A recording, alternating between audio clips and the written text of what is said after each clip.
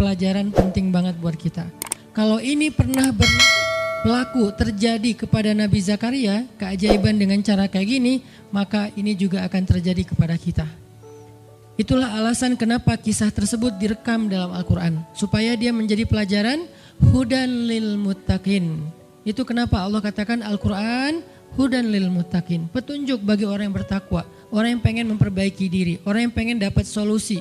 Muttaqin, orang yang pengen wa may yattaqillaha yaj'al lahu makhraja, dapat jalan keluar. Wa yarzuqhu min haitsu la yahtasib, dikasih rezeki yang enggak terduga-duga. Wa may yattaqillaha yaj'al lahu min amrihi yusra, diberikan kemudahan. Wa may yattaqillaha yaj'al lahu yukaffir anhu sayyi'atih, dihapuskan semua dosa. Wa yu'dhim lahu ajra, dikasih reward yang berlipat-lipat. Maka siapa yang pengen dapetin keajaiban-keajaiban orang bertakwa itu, maka jadikanlah Al-Quran sebagai petunjuknya, hudan lil muttaqin. Nah, gimana cara kita jadiin Al-Quran sebagai petunjuk? Jawabannya juga ada di ayat yang sama, la raiba fih, jangan ragukan ayat-ayat Al-Quran, termasuk kisah-kisah yang ada di dalamnya. Sehingga kalau kita benar-benar percaya kisah Nabi Zakaria mendapatkan keajaiban dengan cara diam dan zikir, maka kita coba terapin itu dalam masalah hidup kita, insya Allah kita juga akan mendapatkan keajaiban dan kejutan seperti yang didapatin oleh Nabi Zakaria. Itu pesan poin yang ada di dalam ayat 10 dan 11 surat Maryam. Sehingga buat sebagian orang yang mungkin ngerasa selama ini sering disakiti, sering dicuekin, sering didebat, sering diapain, jangan terlalu diladenin. Kadang-kadang ada teman saya nanya ke saya, Ustadz, ini ada yang ngomongin Ustadz gini di sosmed, perlu kita balas gak nih? Saya bilang udah diamin aja. Itu tuh santai, tapi sebetulnya itu ada kayak alasan kenapa saya memilih sikap itu. Bukan karena kayak males ribut, sebetulnya kadang-kadang kan ribut itu kayak nyenengin ya, kayak olahraga emosi gitu kan. Rame-rame di sosmed itu kayak asik kan, kayak kita nge-game gitu kan. Jadi nge-replay komen-komen orang kayak lucu-lucuan gitu. Saya pernah lihat Rachel V-nya bagus juga sih, ini bukan dalam hal negatif tapi positif, makanya saya sebutnya nama. Rachel itu kan main kemarin ke Australia sama New Zealand. Terus ada dia lagi foto-foto gitu di sana bareng dengan suaminya. Tiba-tiba ada yang komen, Sel, lo gak cocok di tempat itu, tempatnya bagus tapi gara-gara lo jadi kurang bagus gitu. Terus dia jawab, ya gue gak cocok tapi dompet gue cocok, kata dia. Kadang-kadang perlu digituin juga sih ya, biar paham. Karena kata Ustaz Abdul Somad, sombong kepada orang yang sombong adalah sedekah. Tapi itu mah pilihan. Rasal memilih sikap santuy.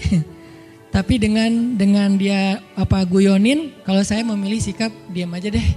Karena saya takut kalau saya ngomong malah jadi panjang debatnya. Dan saya merasa gak mampu untuk selalu membela diri dengan argumen. Karena membela diri dengan argumen kadang-kadang ya kalau bahasa Ustaz Umar Mita, orang yang mencintaimu tidak butuh alasan.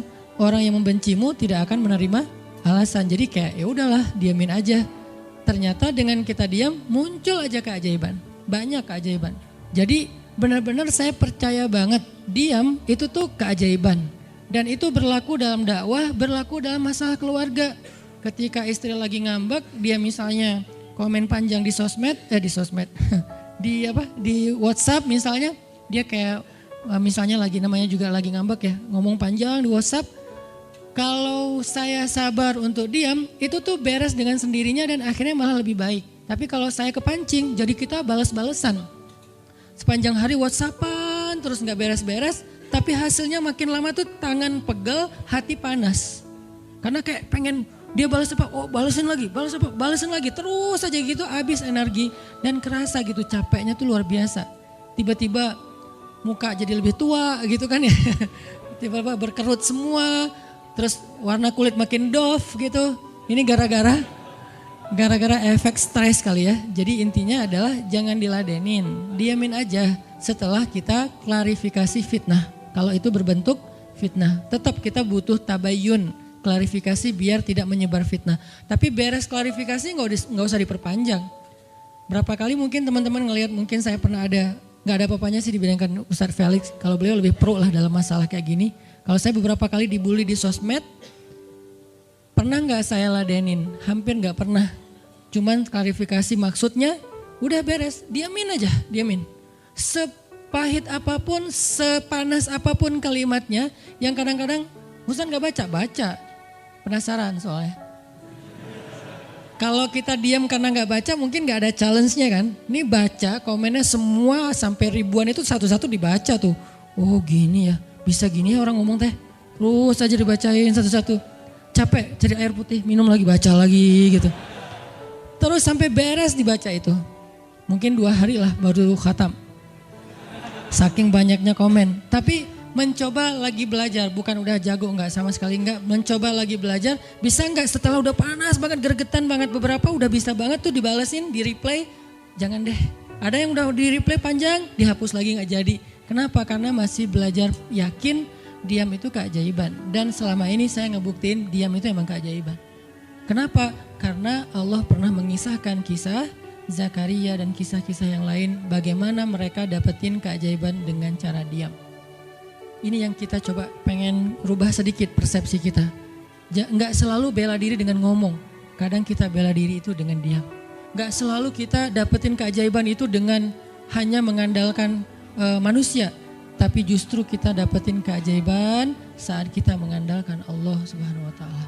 Itu tuh dahsyat. Yang kedua, sekarang setelah Nabi Zakaria dapat keajaiban anak yang soleh banget, sampai Allah kisahkan di ayat 13 gimana solehnya dia, 14, 15 dan seterusnya. Sekarang kita baca kisah kedua, yaitu kisah Sayyidah Maryam, yaitu ada di ayat 26. Petikannya ada di, cuplikannya ada di ayat 26. Kalau kisah Maryam mah dimulai dari ayat 16 ya. Tapi yang masalah diam itu ada di ayat 26, 27, 28 dan 29. Bismillahirrahmanirrahim. Fakuli washrabi wa qarri 'aina fa imma tarayin من البشر أحدا فقولي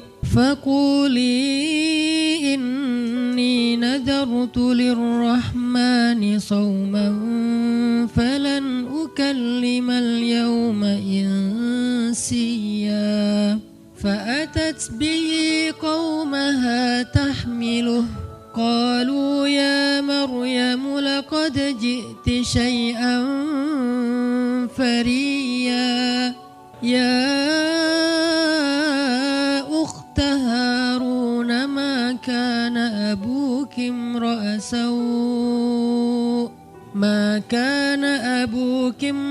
سوء وما كانت أمك بغيا فأشارت إليه قالوا كيف نكلم من كان في المهد صبيا.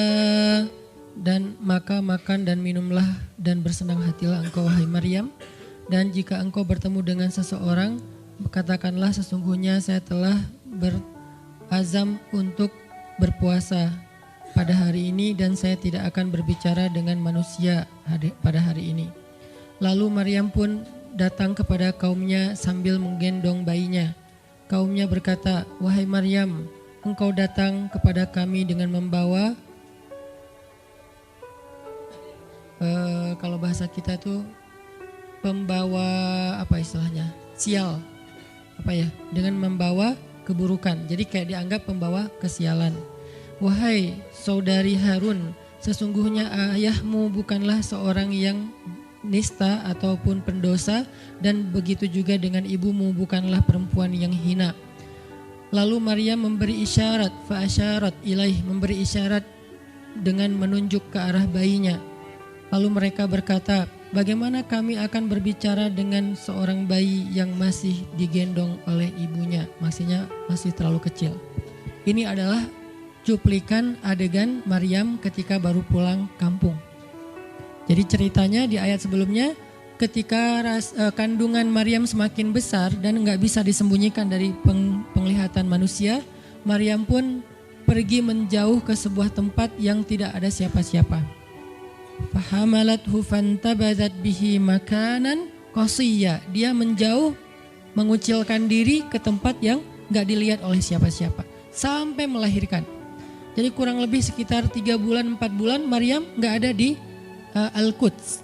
Gak ada di di Masjidil Aqsa dan sekitarnya. Dia pergi mengasingkan dirinya supaya tidak ada yang menghujat Maryam karena ngelihat perutnya sudah semakin besar dan dia gak punya suami.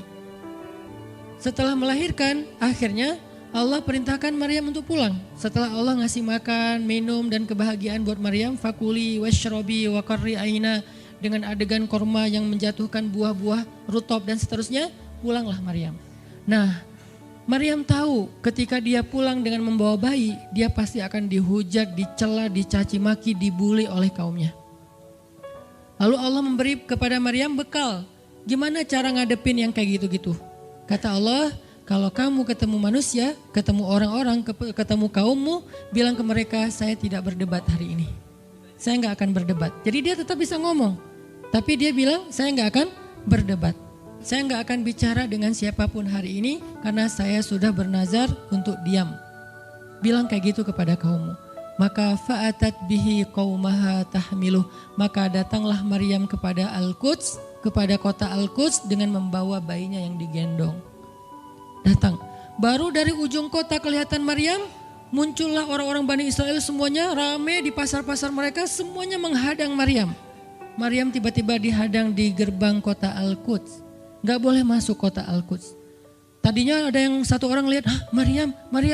Langsung dia datang ke kota, dia umumkan ke semua orang, wahai Bani Israel, perempuan yang hina yang kita cari-cari sekarang sudah datang membawa bayi haramnya, membawa bayi selingkuhnya, membawa bayi hasil zinanya. Akhirnya orang-orang yang ada di Masjidil Aqsa, yang ada di rumah-rumah, yang ada di pasar, semuanya berkumpul di depan gerbang kota.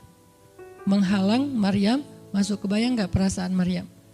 Padahal dia itu lahir di situ, dia beribadah di situ, ayahnya orang situ, ulama pula, pamannya Nabi pula di situ.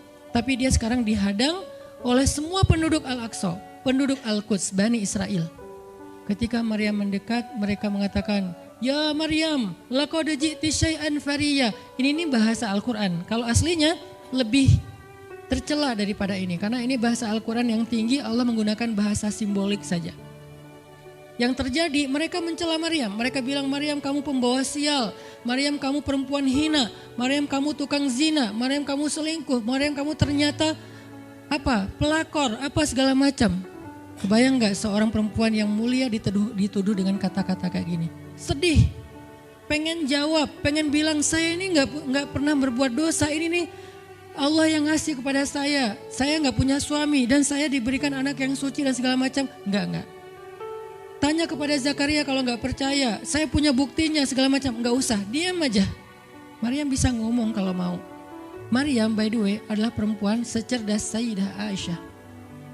Dia itu kayak Aisyah cerdasnya, kayak Khadijah bijaksananya, kayak Fatimah lembutnya, kayak Asia sabarnya. Maryam itu istimewa. Sampai sebagian ulama mengatakan Maryam satu-satunya nabi dari perempuan. Satu-satunya nabi dari golongan perempuan. Sebagian kecil ulama ada yang menyebutkan demikian. Sehingga mereka menyebut Maryam alaihassalam. Saking Maryam ini keren banget, istimewa banget. Tapi jumhur ulama sejarah mengatakan Maryam bukan nabi, tapi dia perempuan solehah, orang soleh, bahkan satu dari 4 perempuan sempurna di muka bumi dan tidak ada yang kelima. Cuman ada 4.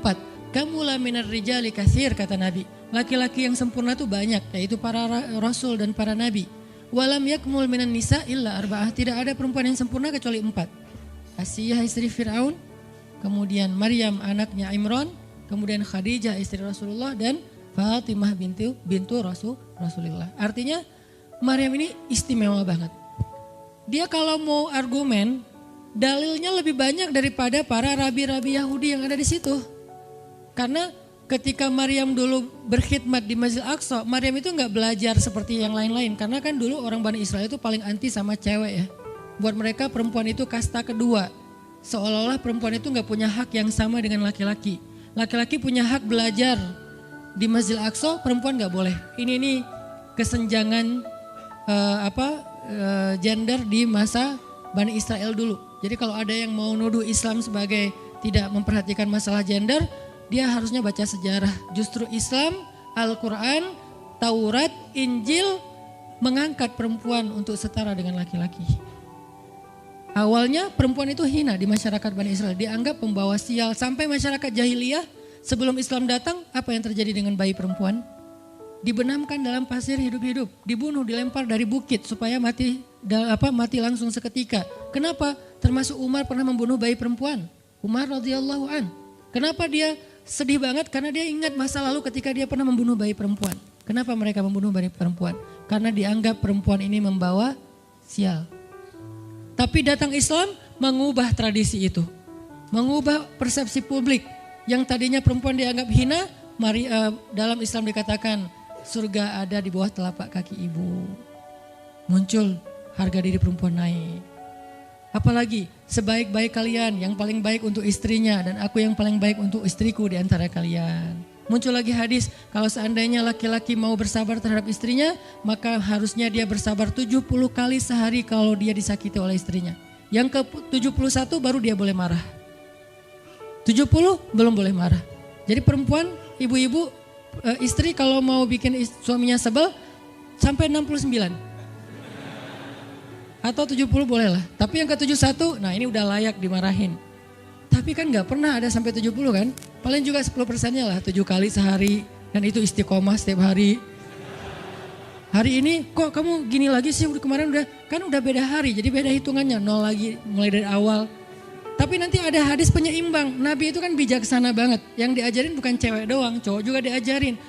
Ketika hadisnya supaya memuliakan perempuan ada, nanti ada lagi hadis laki-laki. Seandainya seorang perempuan menjilat luka dan darah dan nanah di tubuh suaminya, itu belum bisa membayar satu saja kebaikan suami kepada dia.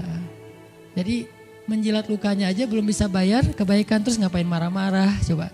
Sehingga dua-duanya ada nasihat untuk suami. Kalau istrinya lagi ngambek, namanya juga lagi sedih, ya udah kamu sabar aja 70 kali. Untuk istri jangan ngambek, karena kalau kalian berbuat baik aja belum bisa bayar kebaikan mereka. Terus gimana dong Ustadz? Ya udah, sekarang solusinya adalah sama-sama mengambil sisi baiknya. Kayak gitu nasihat Nabi. Makanya saya agak kurang setuju kalau khutbah Jumat itu memakai hadis menjilat darah dan nanah. Karena yang dengar suami. Wah bener nih khutbah Jumat, saya senang banget khutbah Jumat hari ini. Pulang-pulang, mah tadi khutbah Jumat keren banget. Nih mah, kebenaran aku catat. Nih mah, gak bisa. Kalau khutbah Jumat pakailah hadis sabar 70 kali. Menasihati suami. Kalau majelis taklimnya ibu-ibu, masalah tadi seandainya saya boleh menyuruh manusia sujud kepada manusia, saya suruh sujud istri kepada suami. Masing-masing ada hadisnya, jangan disilang. Ini gak bijak dalam ceramah, karena harusnya memberi nasihat yang bisa memperbaiki, bukan menambah tuntutan baru. Wah benar nih kalau suami saya dengar, harusnya suami saya datang, Ustadz boleh enggak acara selamatan di rumah saya nanti temanya ini gitu. Kalau perlu ngundang Ustadz yang dia kenal, request dulu untuk ngemojokin pasangan, ini gak bijak. Balik lagi ke cerita tadi, Maryam tuh pinter banget, cerdas banget. Dari kecil dia udah hafal Taurat. Ibarat anak sekarang hafal Quran. Dan lebih sulit ngafal Taurat daripada Quran. Kenapa? Karena bahasa Al-Quran itu sastra banget. Jadi ngafalnya itu kayak ngafal syair. Itu aja udah susah kan? Kebayang gak ngafal Taurat? Lebih sulit lagi tuh. Dan Maryam dari usia di bawah 5 tahun udah khatam Taurat. Udah tahu tafsir Taurat usia 7 tahun. Bahkan saking keren dan pinternya Maryam, kadang-kadang ketika Maryam ngobrolin tentang Taurat sama Zakaria, itu Zakaria sampai geleng-geleng kepala. Maryam, gitu maksudnya? Sampai nanya ke Maryam, gitu maksudnya. Maryam ngomongnya ke Zakaria udah kayak ngajar gitu. Saking pinternya Maryam. Jadi hadis-hadis Zakaria Maryam hafal. Kan para anbiya tuh punya hadis kan. Hadis Zakaria dihafal oleh Maryam. Tauratnya Musa dihafal oleh Maryam. Kebijaksanaan para nabi dihafal oleh Maryam. Dia dari usia 10 tahun itu udah jadi ulama besar Maryam. Artinya kalau misalnya orang mau berargumen dengan Maryam, dia punya banyak bahan. Dia punya banyak narasi. Dia lagian Maryam itu pintar ngomong. Tapi Maryam diam. Jadi kalau kita ngerasa pintar ngomong, pintar komen, pintar apa, tetap aja kita punya alasan harusnya kita diam. Karena Maryam yang lebih daripada kita ternyata juga diam. Akhirnya Maryam diam. Dikatakan ya ukhta Harun. Diingatkan lagi dengan kemuliaan keluarga Imran. Ya ukhta Harun ma'akana abuki imra'asau. Wa ma kanat ummuki baghiya. Ayah kamu itu Imran loh Maryam, kamu enggak malu punya bayi di luar pernikahan sementara keluarga kalian itu keluarga baik-baik. Apa kamu tega menyakiti ayahmu, mencoreng nama besar dan nama baik keluarga besarmu, dan seterusnya. Maryam makin luar biasa, panas banget, sedih banget. Dan Maryam itu yang lebih berat lagi teman-teman. Mungkin kalau kita digituin agak kebal ya. Terutama cowok lah. Cowok kalau digituin agak kebal karena emang kurang berperasaan sih kalau cowok ya. Coba lihat dari angle cewek. Cewek itu lebih peka loh dari kita. Kita mah mungkin lebih mudah lah diam. Diomelin, diam aja. Karena kita kan orangnya agak santuy gitu kan. Kalau cewek tuh gak bisa gitu. Makanya lihat angle ini dari angle cewek. Kalau tadi Zakaria, sekarang Maryam. Dan Maryam lebih peka daripada semua cewek yang ada di muka bumi. Lebih perasa lagi daripada perempuan yang ada di muka bumi. Sangat-sangat pemalu. Saking pemalunya ketemu cowok keren, ta'awuz coba. Cewek itu perasaannya lebih dalam daripada kita. Jadi kalau misalnya cewek-cewek, Maryam tuh gak punya ketemu cowok keren aja dia ta'awuz. Siapa cowok keren yang ditemui Maryam? Jibril. Gabriel loh yang ditemuin. Dan waktu itu Jibril menjelma. Apa? Fatamassala laha basyaron sawiyya. Jibril menjelma sebagai basyaron sawiyya. Allah yang ngomong tuh, cowok keren. Allah yang bilang keren. Kalau kita merasa udah paling keren, menurut Allah biasa-biasa aja. Karena Allah pernah menciptakan Yusuf, Allah pernah menciptakan Muhammad, Allah pernah menciptakan Yahya. Kita merasa paling keren, Allah pernah menciptakan Sarah, perempuan paling keren juga, Aisyah, Fatimah. Jadi buat kita kayak udah kegeeran paling keren se-Bandung gitu kan ya. Menurut Allah mah biasa. Kalau Jibril, Allah sendiri yang bilang dia tuh emang keren. Jibril emang bukan malaikat, tapi kalau ketemu manusia, kecuali para nabi, Jibril itu menjelma sebagai manusia. Supaya tidak terlihat wujud aslinya. Karena gak kuat orang ngelihat wujud aslinya Jibril. Nabi Muhammad aja pertama ngelihat Jibril dengan wujud aslinya pas di Gua Hira itu lari tuh. Takut, saking ngerinya Jibril tuh. Jangankan manusia, malaikat aja segan sama Jibril. Jibril lewat, malaikat gak berani malaikat. Kenapa saya bilang kok disegani? Allah yang bilang di Al-Quran, dia itu malaikat yang disegani. Dzu mirratin. Dzu mirrah kalau bahasa kita, malaikat yang sangat berwibawa. Sehingga di antara malaikat aja gak ada yang sembarangan bicara sama Jibril. Mau bicara sama Jibril kayak, aduh segan, malu, gitu malaikat. Cuman gak pakai, itu mah Sunda ya.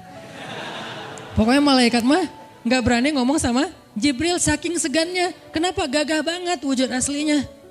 Ketika dia membentangkan sayapnya, itu sayap menutupi timur dan barat. Jadi matahari, bulan, bintang udah gak kelihatan. Yang kelihatan cuma Jibril dengan keagungannya. Itu belum Allah ya, baru ciptaan Allah. Jibril, salah satu makhluk Allah yang paling agung. Sehingga saking kerennya Jibril, Allah gak menyebutnya dengan nama malaikat. Padahal golongannya malaikat, tapi Allah menyebutnya dengan Ruhul Quds, Roh Kudus, yaitu Jibril. Nah ketika ketemu dengan Maryam, Jibril bermisal itu menjelma sebagai basyaron sawiyah, cowok keren banget. Saking kerennya Jibril, Umar aja terkesima ngeliat Jibril. Pernah Jibril datang ngajarin iman, Islam, ihsan kepada Nabi Muhammad. Dan Umar ngeliat Jibril terkesima, gak bisa ngomong, diam aja. Benar-benar speechless banget nih Umar. Jibril udah pulang, baru Nabi nanya, Umar tahu gak itu siapa? Hah, apa Rasul? Gitu, saking masih kayak terkesima. Apa Rasul? Tahu gak barusan siapa? Siapa ya Rasulullah? Saya gak kenal orang itu, kok keren banget. Kata Rasul, itulah Jibril. Masya Allah, itu Jibril. Ya Alhamdulillah bisa ngeliat Jibril langsung, tahu gitu tadi. Gitu ya. Kalau bahasa kita mah udah langsung pengen foto-foto kan sama Jibril. Kebayang gak cowok sekarang lihat Jibril? Baru lihat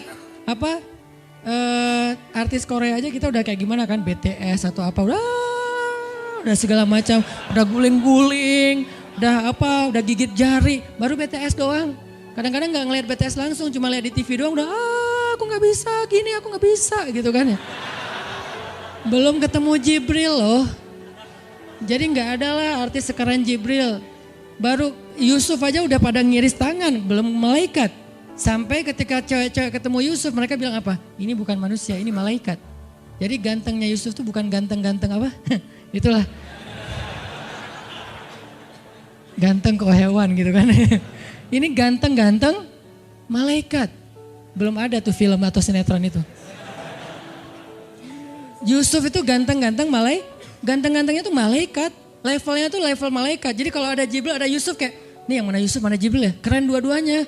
Nah Jibril datang ketemu Maryam bukan di atas panggung rame-rame. Berdua coba, intimate banget kan.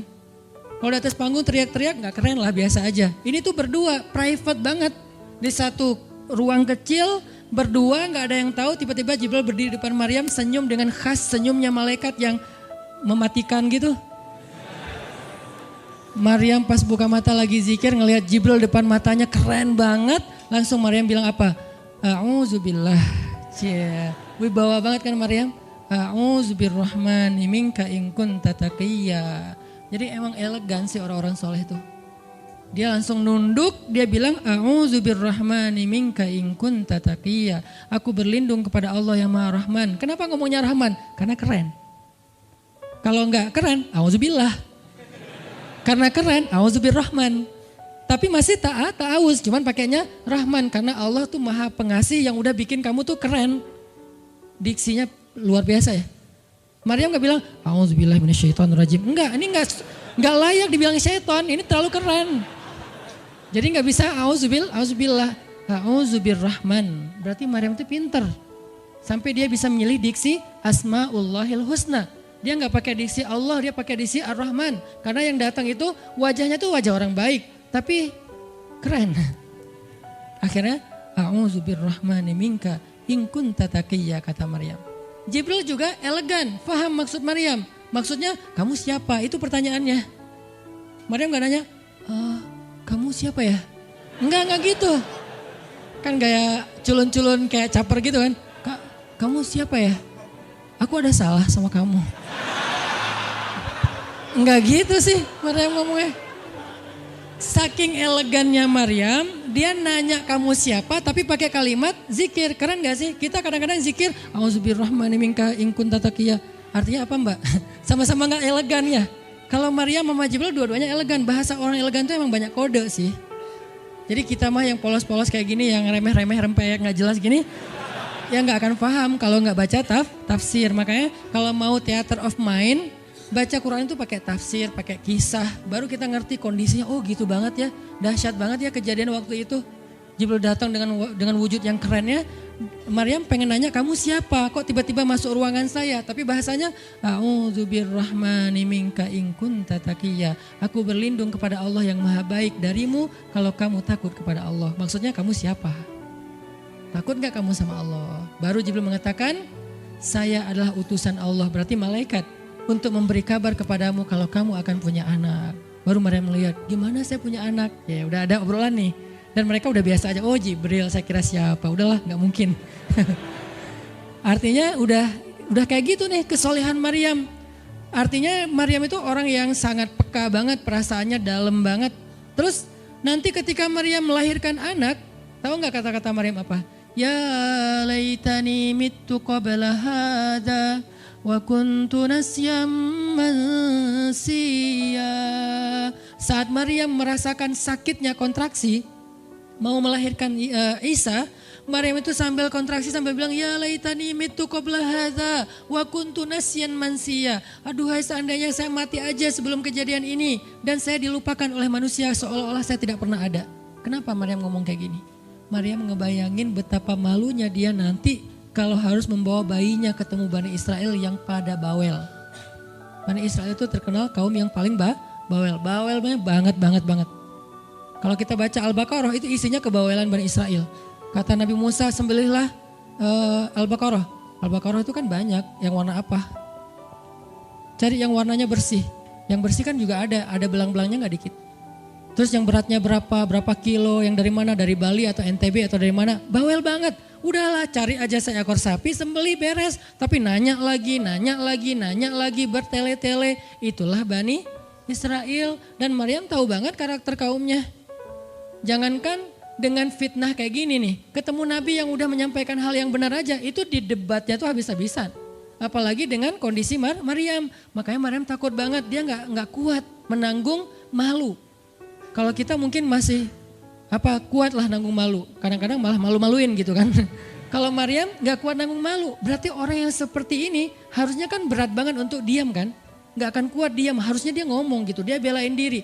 Tapi Maryam itu sisi lainnya adalah perempuan yang mukminah, siddiqah, sangat yakin sama Allah.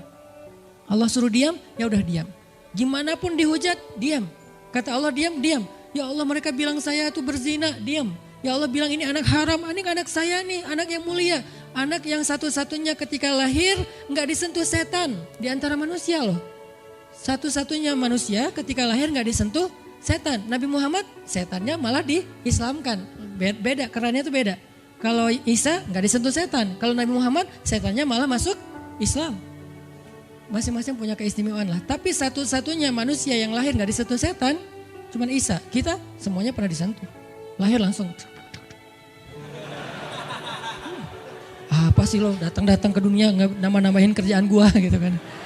Kita nih orang biasa. Jadi pas lahir tuh udah ada langsung setan bisik-bisik. Yuwas bisufi sudurinas. Makanya disuruh azan kan. Karena kenapa? Biar nggak dibisikin sama setan.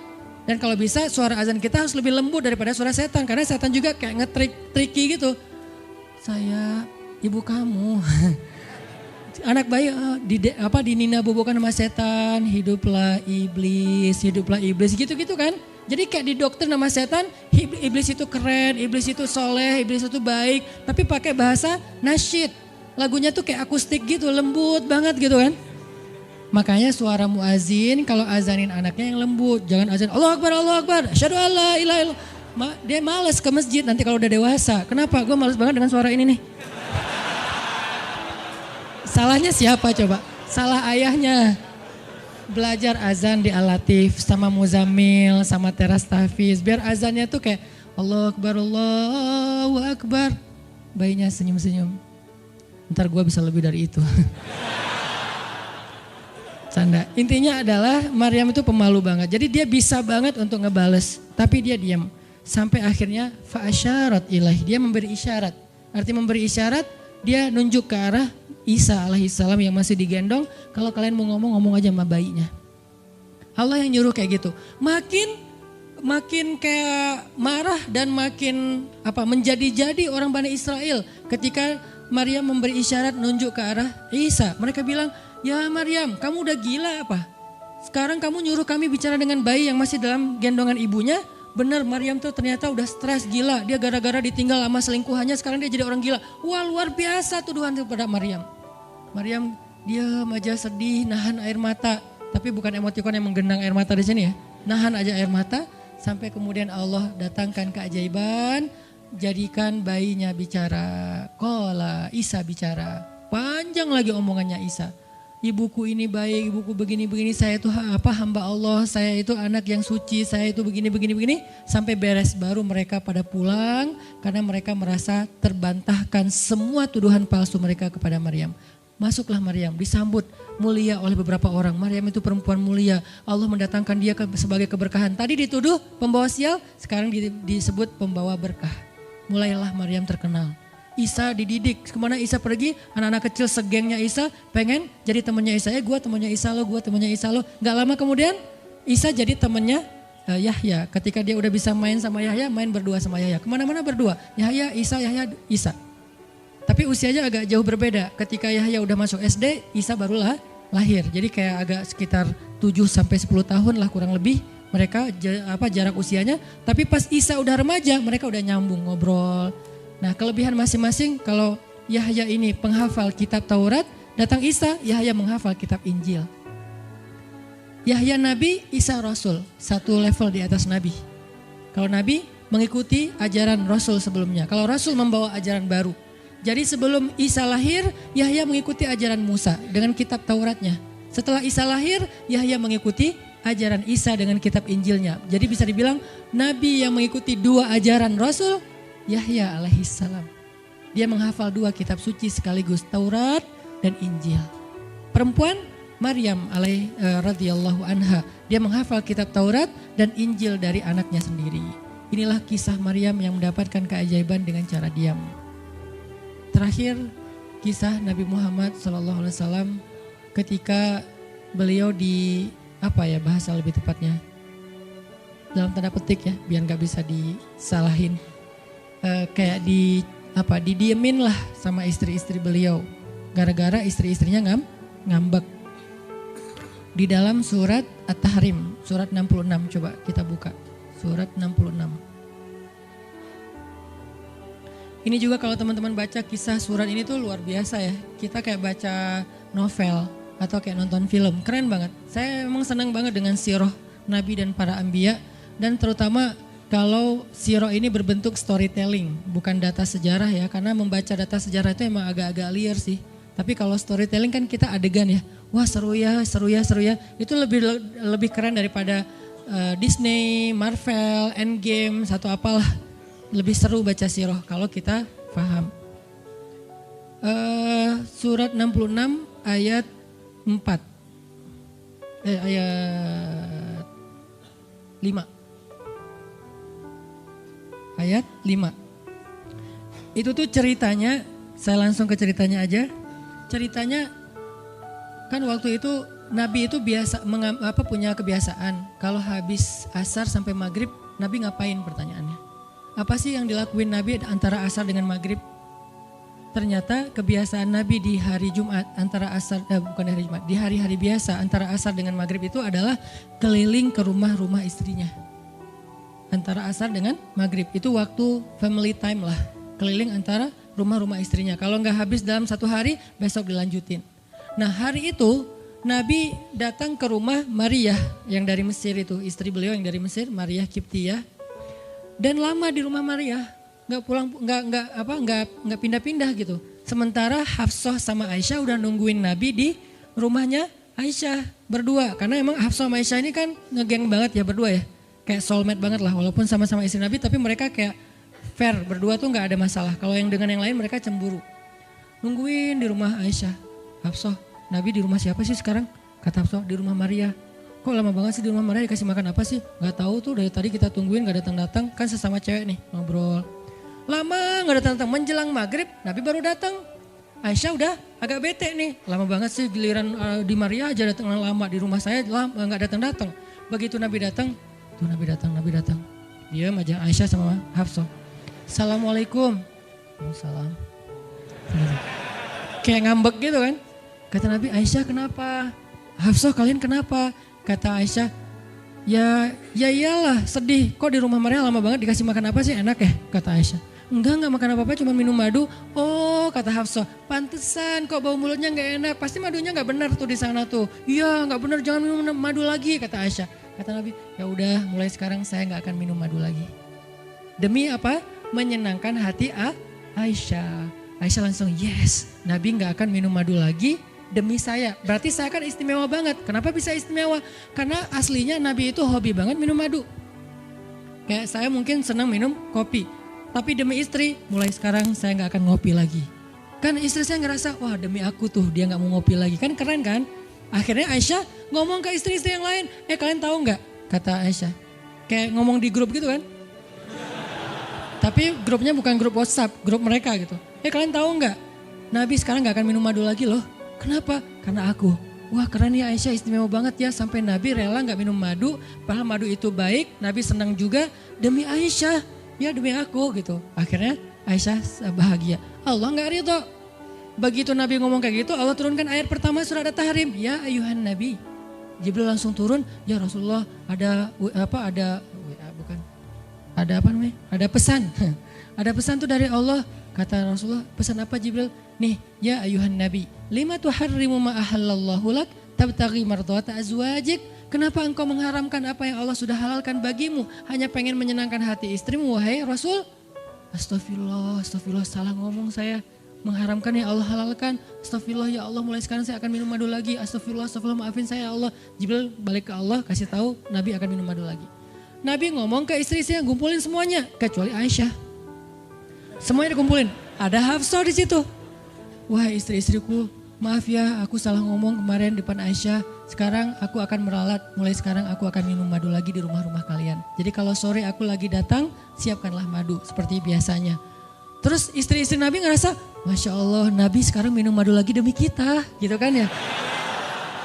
Kan antara mereka kan saling pengen nunjukin siapa yang paling istimewa kan. Demi kita sekarang Nabi udah minum madu lagi. Nabi sampai meralat kata-katanya. Akhirnya ternyata kalimat itu sama Hafsah disampaikan ke Aisyah. Kalau bahasa sosmed kita di capture, di forward. Kan bahaya banget kan? Disampaikan ke Aisyah. Aisyah tuh lihat Nabi sekarang minum madu lagi loh. Demi siapa coba? Demi kami. Aisyah, innalillah, jadi Nabi gini. Cuman Aisyah gak sampai ngomong kayak kita. Dasarnya cowok dimana aja sama gitu. Itu mah kata-kata cewek sekarang ya. Kalau Aisyah kan elegan kan gak ngomong gitu. Akhirnya pas Nabi datang Aisyah diam. Aisyah diam, kata Nabi, Aisyah kenapa? Aisyah kenapa? Oh jadi gitu, di belakang ternyata sekarang minum madu lagi. Hah? Nabi langsung datangin sama Jibril. Rasulullah tahu gak kenapa mereka rame-rame sekarang? Siapa yang ngasih tahu nih ke Aisyah? Jibril ternyata jadi penengah, makanya jangan macam-macam deh sama Nabi. Ada Jibril, ada Allah kan, susah gitu membuat rahasia. Tahu nggak Rasulullah kenapa Aisyah ngambek? Kenapa wahai Jibril? Gara-gara Hafsah ngebocorin rahasia Nabi kepada Aisyah. Oh ini kerjaan Hafsah kata Nabi. Oke, Hafsah. Panggil nih Hafsah. Dipanggil Hafsah, kata Nabi, Hafsah kamu udah membocorkan rahasia saya. Ini menurut sebagian tafsir. Memang ada banyak tafsir sih. Salah satu tafsirnya kayak gitu. Hafsah kamu udah membocorkan rahasia aku. Dan sekarang istri-istri pada ngambek. Istri yang lain juga ikut ngambek sekarang gara-gara Nabi kayak sekali minum madu, sekali gak minum madu. Yang lain pada diam semuanya. Datang ke rumah Ummu Salamah. Assalamualaikum, Ummu Salamah, waalaikumsalam. Tadi kayak aku belum selesai jemuran, dah langsung pergi jemuran. Gak mau ngomong sama Nabi. Maria, assalamualaikum, waalaikumsalam. Kayaknya tadi aku lagi sibuk nyetrika deh. Jadi gak ada yang mau ngomong sama Nabi. Diam semuanya. Nabi kan jadi sedih kan. Gara-gara siapa coba? Gara-gara Hafsah. Akhirnya Nabi bilang, Hafsah, aku kecewa banget dengan sikap kamu. Kamu gak jaga rahasia aku. Sekarang aku antar kamu pulangnya ke rumah Umar. Bahasa lainnya diceraikan. Hafsah dicerain sama Nabi. Kerennya Hafsah pas digituin, dia cuma nangis. Dia gak bilang, ya Rasulullah, Rasul tega nyerain saya, terus saya gimana? Gitu. Enggak. Rasulullah cuma masalah madu doang, cuma masalah capture dan saya forward doang kayak gitu langsung diceraikan. Tega banget sih Rasulullah. Rasulullah gak punya hati apa? Enggak. Hafsah tuh diam. Ini nih keajaiban diam yang lain ya. Diceraikan sama Nabi. Innalillah, astagfirullahaladzim. Hafsah yuk kita pulang ke rumah Umar. Iya ya Rasulullah, pulang aja. Baik banget nih Hafsah, soleha banget. Jadi by the way emang semua istri Nabi itu soleha, cuman namanya perempuan kadang-kadang muncul sifat dasarnya mereka cemburu, mereka sedih, mereka baper. Tapi itu manusiawi dan perempuan yang soleha pun merasakan hal itu. Hafsah pulang ke rumah Umar. Assalamualaikum, waalaikumsalam, dibuka sama Umar. Ya Rasulullah, Hafsah langsung masuk ke kamarnya. Ya Rasulullah, anak saya bikin salah apa? Pasti dia nyakitin Rasulullah ya. Maaf ya Rasulullah. Langsung Umar marah-marah. Hafsah, kamu ngapain dekat sama Rasulullah? Hafsah diam aja. Dimarahin habis-habisan sama Umar. Umar tahu sendiri, sayang banget kan sama Nabi. Ketika ada masalah antara Nabi dengan anaknya, pasti yang dimarahin anaknya, bukan Nabi. Nabi pulang, Hafsah diomelin sama Umar. Diam aja, nggak ngomong apa-apa. Diam. Akhirnya Jibril turun. Jibril turun, ya Rasulullah ada pesan dari Allah. Apa wahai Jibril? Di surat At-Tolak, surat putus. Kan At-Tolak itu artinya diputusin. Bahasa ini pesantrennya dicerai. Turun surat At-Tolak. Kata Jibril, Allah nyuruh kamu raji'ha ya Rasulullah. Raji'ha innaha qawwamah sawwamah fa innaha min azwajika fil jannah. Wahai Rasulullah, rujuk Hafsah, rujuk Hafsah. Disuruh rujuk. Allah enggak redha Rasul menceraikan Hafsah. Tahu nggak kenapa Allah begitu membela Hafsah ketika Hafsah ada masalah dengan Rasul? Salah satunya karena Hafsah diam.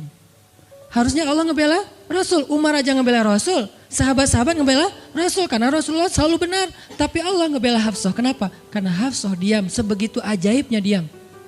Sampai ketika ada seorang perempuan bermasalah dengan kekasih Allah, Allah malah membela perempuan ini, bukan kekasihnya. Raji'ha ya Muhammad, rujuk Hafsah, dia itu istrimu di dunia dan di surga.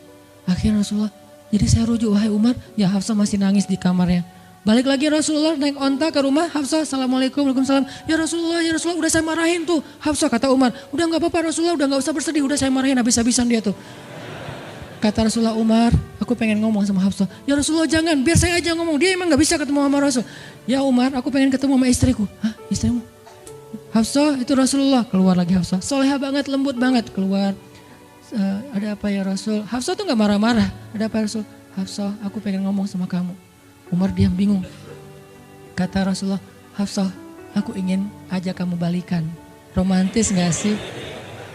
Rasul pengen ngajak Hafsah balikan. Kok balikan sih Ustaz? Ya rujuk kan balikan. Rujuk artinya kembali ya balikan. Hafsah balikan yuk. Umar bingung. Hah? Balikan, Hafsah, Allah yang nyuruh aku untuk merujuk kamu. Umar makin bingung, Hafsah kamu keren banget, sampai Allah belain kamu gitu. Kata Nabi, Hafsah, Allah turunkan ayat khusus tentang kamu di surat ini. Umar makin bingung, sampai turun ayat, Masya Allah, anakku ini subhanallah, Masya Allah gitu kan ya. Akhirnya, ya Rasulullah, Allah sampai turunkan ayat tentang masalah ini. Alhamdulillah, Hafsah sujud syukur, Hafsah nangis, Hafsah langsung meluk Rasul. Umar, aduh gimana nih? Udah beres gitu, Hafsah dibawa pulang sama Rasul. Boncengan berdua, Hafsah boncengan sama Rasul. Naiklah mereka, mobil mereka yang bermerek onta itu. Gimana cara pulangnya? Di depan rumah Umar, Rasulullah langsung berlutut, langsung ngasih tangan buat Hafsah. Hafsah megang tangan Nabi, injak lutut Nabi, naik ke atas onta. Itu tuh romantis banget. Lalu Rasulullah bonceng Hafsah. Tadi kan cerita Hafsah dicerai sama Nabi itu kan heboh di grupnya istri-istri Nabi kan. Hafsah dicerai loh. Jangan-jangan kita juga dicerai. Soalnya Nabi udah gak mau ngomong sama kita. Astagfirullah. Jadi grup Nabi, istri-istri Nabi itu pada khawatir kalau mereka juga sama nasibnya dengan Hafsah. Pada bingung. Tapi tiba-tiba mereka ngelihat Hafsah pulang ke rumahnya dibonceng Nabi. Itu tuh langsung trending loh. Istri-istri Nabi, tahu gak tuh Hafsah dirujuk sama Nabi sampai turun ayat di surat At-Talaq. Oh gitu. Wah Hafsah keren banget ya. Wah istri-istri Nabi pada cemburu pada Hafsah. Diturunkan Hafsah, yang lain pada ngintip-ngintip Hafsah. Sampai masuk ke rumahnya, Nabi beres di rumah Hafsah, keluar masuk ke masjid, diam aja di masjid. Istri yang lain Nabi gak mau ngomong. Aisyah, Ummu Salamah, Saudah, Maria, Sofia, siapa lagi? Yang Zainab bintu Jahsy, semuanya Nabi diamin, gak mau diajak ngomong. Datang satu-satu, ya Rasulullah mau dibuatin minum apa? Astagfirullah, subhanallah. Datang lagi Aisyah, Rasulullah capek, subhanallah. Diam semuanya, gak ada yang mau diajak ngomong sama Nabi. Udah mereka akhirnya pada pulang, bingung, nasib kita gimana ya? Tanya ke Hafsah yuk. Sekarang Hafsah jadi kayak selebritinya. Hafsah, pada datang ke rumah Hafsah. Hafsah bantuin kita dong. Sampai Aisyah aja yang tadinya kayak bisa dibilang kayak pemimpin istri-istri Nabi kan. Aisyah paling cerdas, paling disayang sama Nabi. Sekarang Aisyah diam-diam ngomong, Hafsah bantuin dong, kita nih lagi digantung sama Nabi.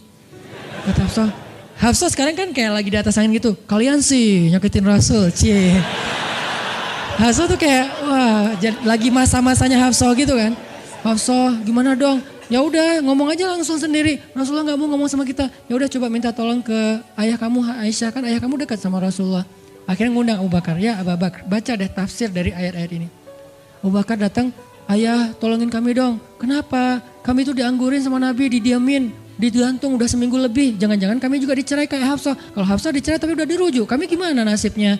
Akhirnya ya udah biar aku yang ngomong sama Rasul. Datanglah Abu Bakar ke masjid. Rasul lagi zikir. Ya Rasulullah, itu istri-istrimu mutus saya. Subhanallah. Ya Rasulullah, Masya Allah.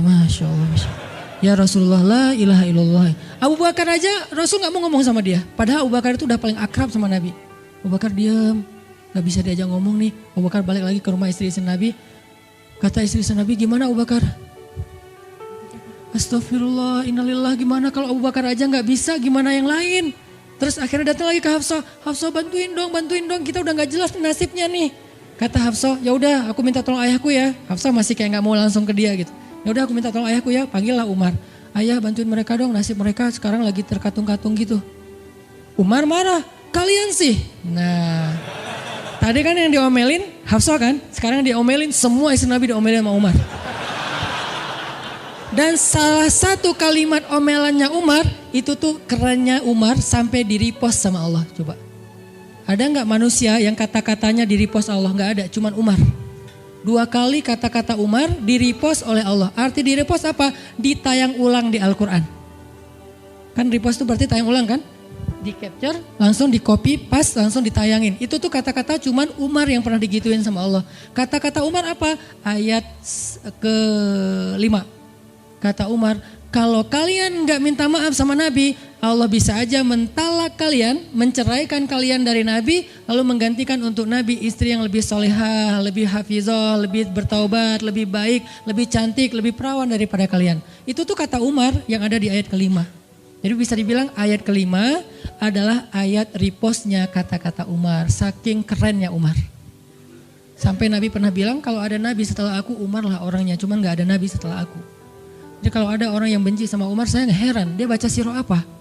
Karena Umar tuh keren banget, Abu Bakar tuh keren banget. Kalau kita baca sirah mereka dahsyat tuh.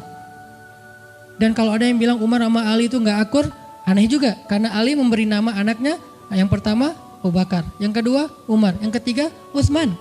Ketika ditanya sama Umar, ya Abul Hasan kamu memberi nama mereka dengan nama-nama kami, kenapa? Kata Ali, aku berharap mereka jadi orang soleh seperti kalian. Terus gimana caranya Ali ngasih nama Umar sementara dia benci sama Umar? Gak mungkin dia benci, masa ngasih nama orang yang dibenci kan? Dek namanya siapa? Namrud. Kok Namrud sih? Kan ayah saya benci banget sama Namrud. Datang lagi, dia namanya siapa? Iblis. Kok iblis sih gitu kan ya? Gak mungkin lah.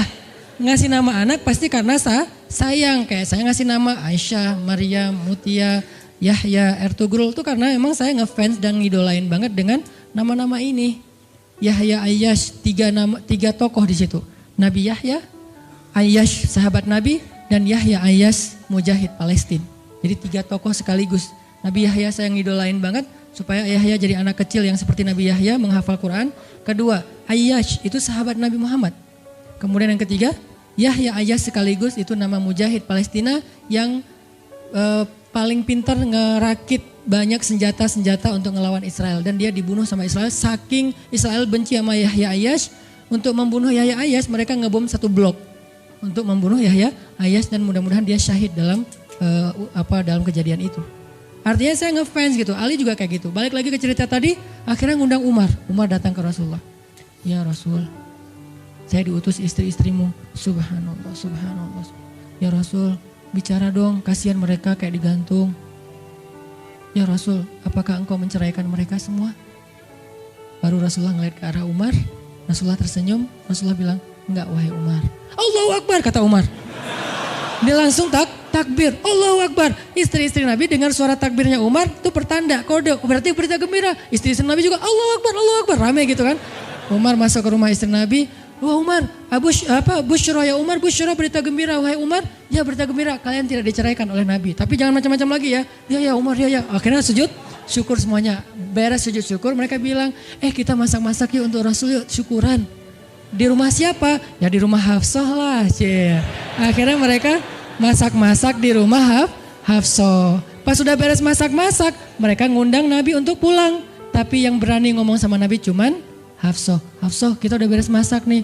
Minta dong Nabi pulang ke rumah. Ya udah tenang, biar aku yang minta. Hafsah datang, ya Rasulullah, kami masak-masak loh untuk Rasul, yuk pulang yuk. Ya Hafsah, udah beres Nabi zikir, sujud, beliau balik sama Hafsah. Sampai ke rumah Nabi, tenang, udah selesai lah urusannya. Apa yang terjadi setelah itu Ustadz? Udah gak ada riwayatnya, jadi gak bisa diriwayatin. Pokoknya beres itu mereka pun hidup bahagia selamanya. Apa pelajarannya di sini? 2 orang di sini dapat keajaiban lewat diam. 1 Hafsah, Allah suruh rujuk gara-gara dia diam. Kedua Nabi, diam aja sambil zikir sampai akhirnya Allah beri pelajaran yang berharga. Istri-istrinya yang tadinya ngambek serentak semuanya insaf bahasa kita. Sadar dan mereka minta maaf kepada Rasulullah. Jadi kalau istri lagi ngambek, lagi ngomel, diam. Isilah diam kita dengan zikir. Tapi zikirnya bukan auzubillah minasyaitonirrajim, auzubillah. Jangan, dia bukan setan. Dia hanya lagi ngambek. Subhanallah, Masya Allah, Alhamdulillah. Yang paling efek itu la haula wala quwata illa billah. Itu ngefek banget. Mudah-mudahan ini bisa menjadi penyemangat, motivasi untuk kita semuanya. Betapa kata as-samt, as-sukut, diam aja dalam Islam itu adalah kebaikan yang luar biasa dahsyat. Mudah-mudahan itu bisa jadi behavior, perilaku kita sehari-hari, perilaku kita di sosial media, perilaku kita di jalan, di rumah, dimanapun. Sehingga orang yang sudah hijrah, udah ngaji, mukmin harusnya bisa menjadikan diam sebagai bentuk pembelaan diri kalau dia ada masalah. Barakallahu fiikum. Subhanakallahumma wa bihamdika. Asyhadu an la ilaha illa anta. Astaghfiruka wa atubu ilaik. Assalamualaikum warahmatullahi wabarakatuh.